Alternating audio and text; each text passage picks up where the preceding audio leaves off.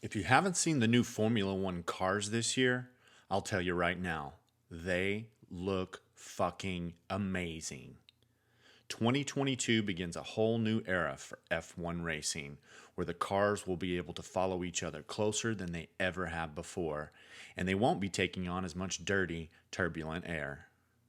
There's some new eco-friendly-ish fuel this year, the wheels are bigger, and the cars are much safer overall.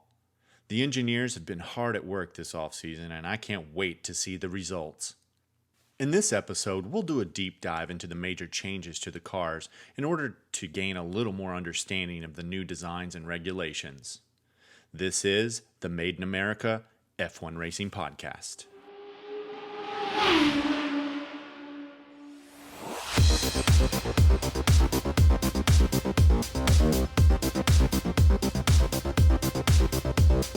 Welcome to the F1 Racing Podcast, the only podcast that has the guts to give it to you straight.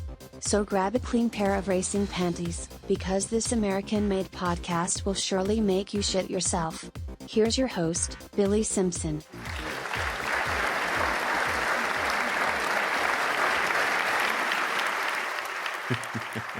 Welcome back to the F1 Racing Podcast. I'm your host, Billy Simpson, and I can't wait to tell you how badass these Formula One cars look after the new 2022 regulations.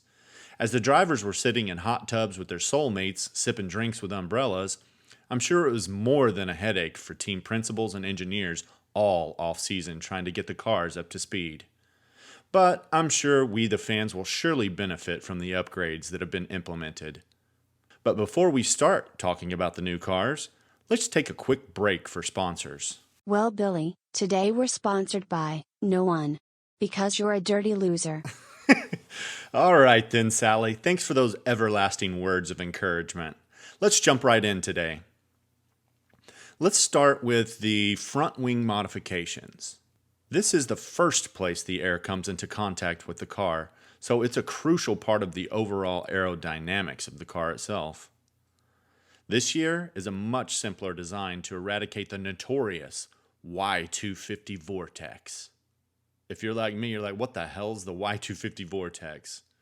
Well, the name comes from the location that the spinning air vortices hit the front wing at 250 millimeters on the Y or center plane. I swear I didn't have to look that up. I knew that by heart.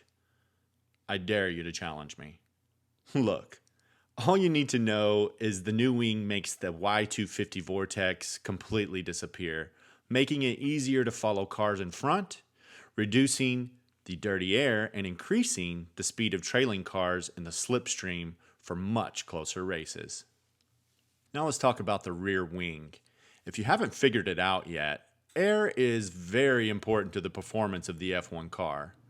So basically, the update to the design of the rear wing reduces the dirty air that comes off the back of the car, which pushes this turbulent air high above the following car to allow those cars behind to follow closer and yet again take advantage of the slipstream of the car in front. Next up is the floor. The new floor of the car has far more controlled airflow underneath by utilizing two fully shaped underfloor tunnels, improving the downforce, which will compensate for the loss of downforce by the updated rear wing design. This lessens the impact of dirty air that hits the front wing of trailing cars. Next, and you're going to love this one, the wheels. The wheel sizes have increased from 13-inch wheels to 18-inch wheels this year with low-profile tires, which make it look fucking fantastic. Teams will also utilize wheel covers over the rims to reduce the aerodynamic shortcomings of the wheel and tire. There's small winglets or wheel brows that are also permitted for the first time, which will actually curve over the wheels from the inside. Next, we'll talk about the barge boards. So this year, the barge boards are being removed, which were introduced because of the previous front wing design. The barge boards actually created low wide, dirty air, which had a major impact on the car following behind. And the fuel. This year, Formula One is switching to a second generation E10 fuel, or 10% ethanol, where previously they were allowed to use 5.7% biocomponents.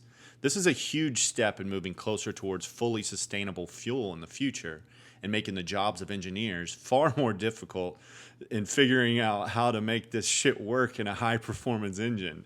And I'm sure we'll see that take effect in some of the first practice runs and races. The chassis, and no, it's not pronounced chassis, but it looks like chassis, but it is the chassis. The chassis regulations keep safety at the top of mind. Now, the chassis needs to absorb 48% more energy this year in front impact tests and 15% more energy in the rear. The nose section is also longer to help disperse the energy from crashes as well. And that about does it. So in conclusion, the new 18-inch low pro tires and wheel covers are going to make these cars look sexier than ever. The new E10 fuel will have the tree huggers like me singing Kumbaya. The improved chassis will keep fuckers from dying, hopefully. Lastly, the barge boards are being removed. There's new designs to the front and rear wing, as well as the floor. And this means that there's going to be a lot more cars running up the ass end of leading cars, which in turn will create closer races.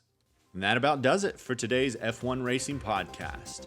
I'd like to thank you, my listeners, and my sponsors.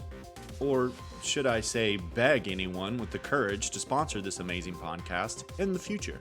And to everyone listening to this, yes, that means you, don't forget to subscribe to the podcast, share it with all your friends and enemies, follow me on Facebook and Twitter at F1 Racing Podcast, and give me a shining review on iTunes so I can be the pole sitter of F1 Racing Podcasts. You've been listening to the F1 Racing Podcast. Tune in next time to see what Billy will say next.